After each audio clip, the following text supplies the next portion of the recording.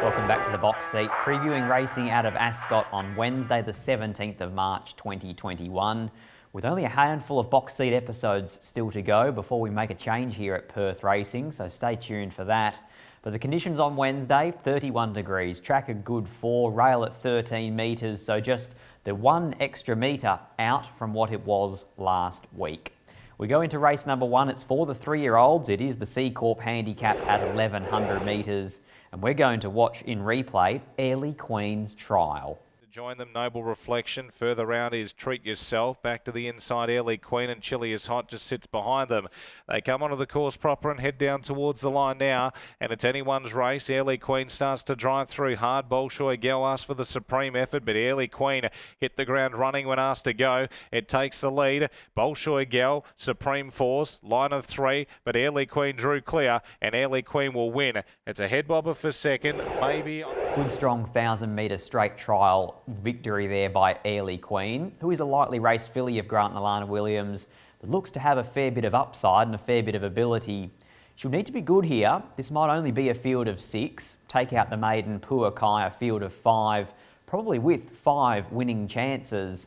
I am going to side with what I think is the strongest form lines here, behind Hot Z, behind Secret Plan, behind Gemma's Sun and Island Charm in a Magic Millions race at Pinjarra. And that's Luke Fernie's 3-year-old gelding called Icy Red, Icy Red.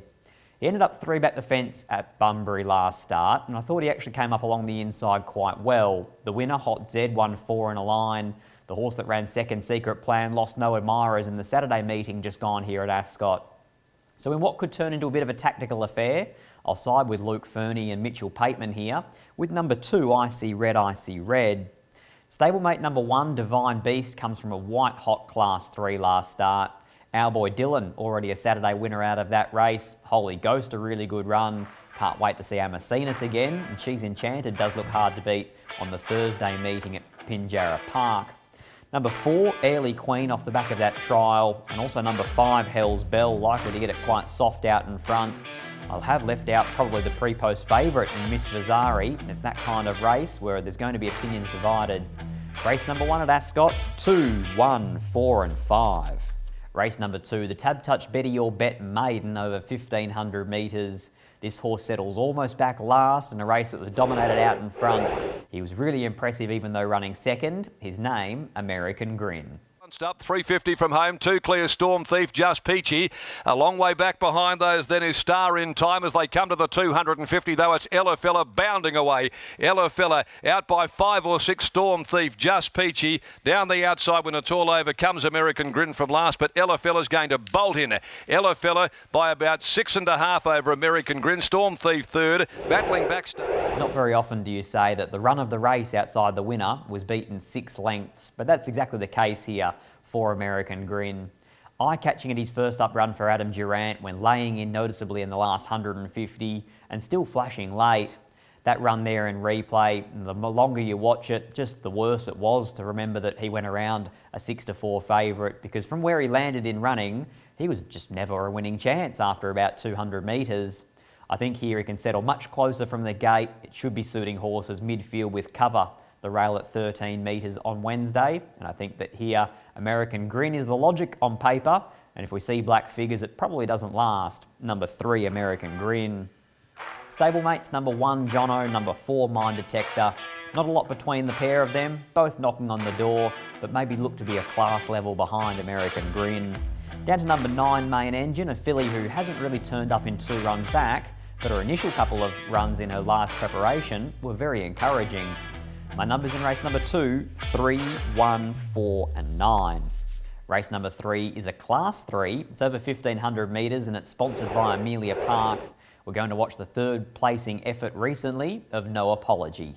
Corner, My Greek Boy, challenged by No Apology. A run coming for Seminole Brave on the inside. Fangio battles on bravely from Crystal Valley. No Apology hits the front though. They go past the 150 from last. Trump This is coming with a mighty run. It's Trump This from absolutely Stone Motherless, cutting them down. What a great day for Tiana Robertson stable. That replay we just watched there was a Saturday race. Trump This, a surprise winner down the outside.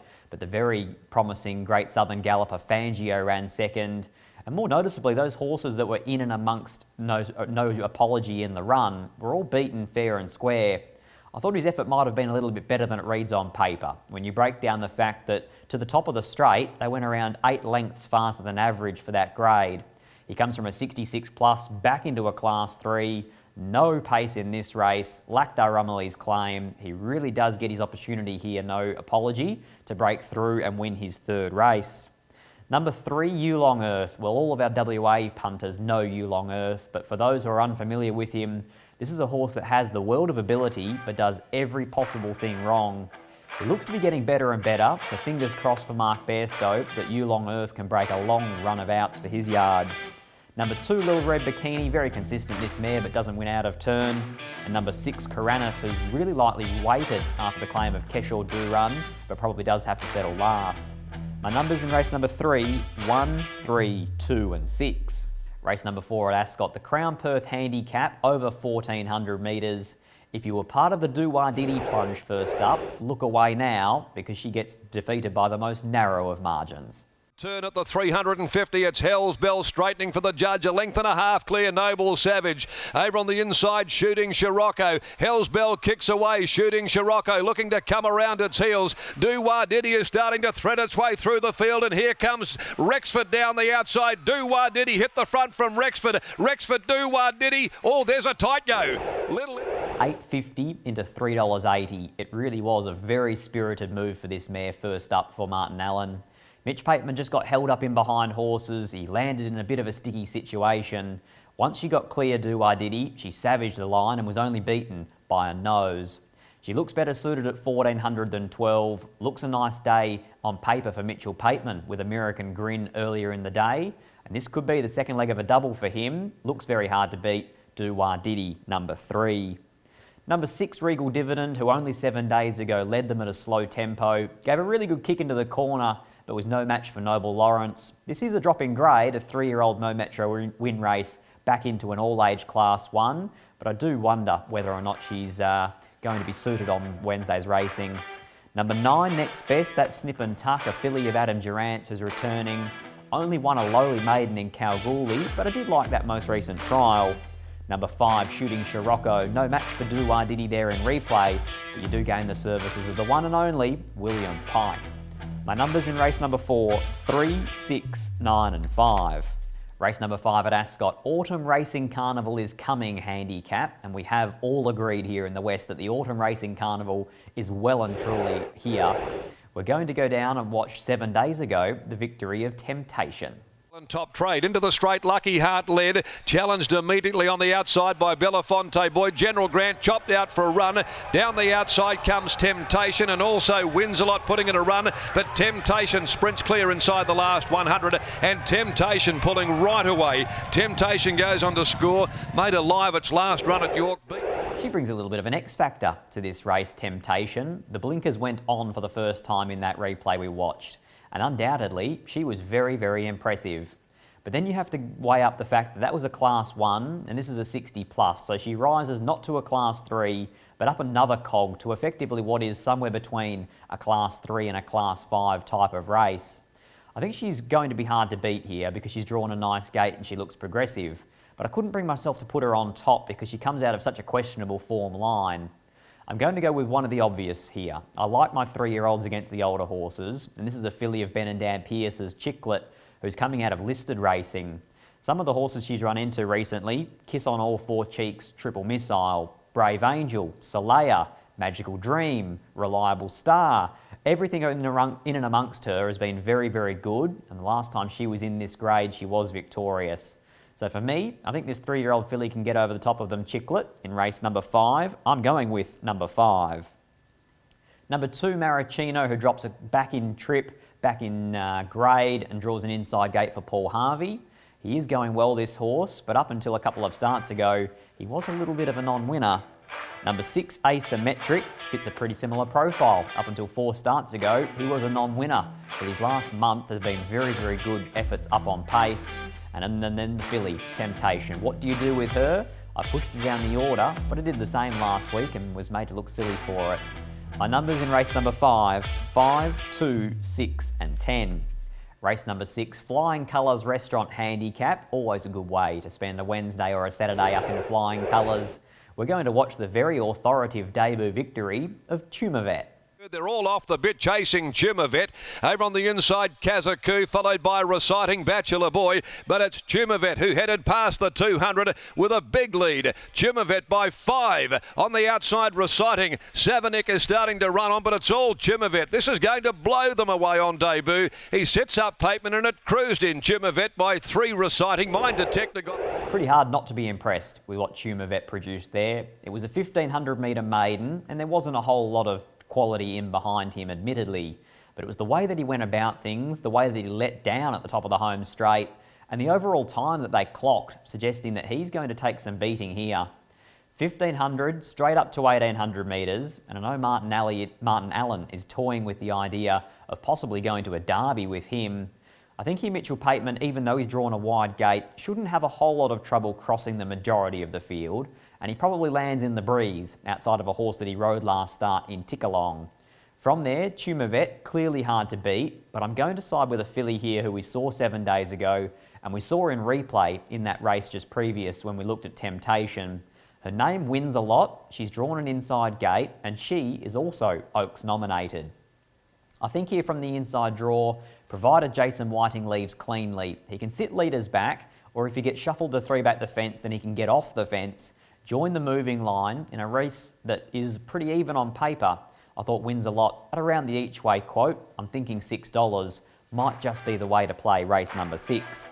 So it's number 9 on top for me from 4 Tumavet. If they allow this horse to cross down to the rail, he will no doubt be hard to beat.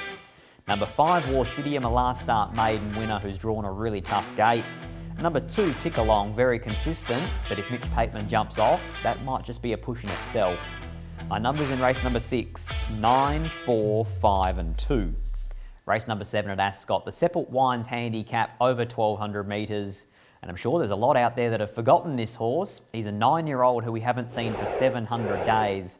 His name is No Mean Feat, and we'll watch his most recent trial. Victory Shot and it raced away. Victory Shot leads by 5 and railed like a greyhound. In second place is No Mean Feat. Now starting to come through as Creator with a bit of a run, and still there is Dusty Park, and they've got away from the rest. 1 Point Lady is making ground the inside, but it is all over. I think Victory Shot's in front. Coming at it, No Mean Feat. Victory Shot clinging on. No Mean Feat lunging. Victory Shot. Last seen on the 6th of April 2019, where he bled, unfortunately, and had to suffer the disabilities of the racing rules that were relevant to that issue. We now haven't seen him for a long time, this horse. Fingers crossed for Joy Kelly that he can return in a blaze of glory, because his trial was good, and even though he's a 9-year-old, he's very lightly raced and he's always showed well and truly above average ability.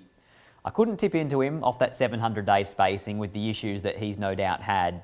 So I've sided with a couple of 3-year-olds here, and I'm thinking to myself that Chili Is Hot and Congreve Rocket probably do bring the best form into this race. I'm siding with Chili Is Hot, even though 1200 might be on the short side for her. I am thinking that on Wednesday they'll get to the outside, they'll make ground, and those kind of rail and track conditions do suit this filly of Graham Ballantyne's, who when last in work resumed in a Saturday 3-year-old race. Each way in the last for me with number 8 Chili Is Hot. 7 Congreve Rocket, blinkers are off for the first start with a new yard, transferred from David Harrison across to Pat Keating. Pike in the last, I'm sure WA's been waiting for this one, and he should be hard to beat this 3-year-old in the last. The replay horse, No Mean Feat, fingers crossed he does run well for some pretty patient connections. And 5 Fair Justice and Improver, care of the track conditions that we're likely to see on Wednesday. My numbers in the lucky last, race number 7, 8, 7, 1 and 5. Best bets for Wednesday the 17th of March 2021. Race 2, number 3, American Green looks like breaking his maiden, and race 3, number 1, No Apology, looks very well placed. The Autumn Carnival is definitely upon us here at Perth Racing, perthracing.com.au for all your tickets, and stay tuned in the next few weeks for a change in preview.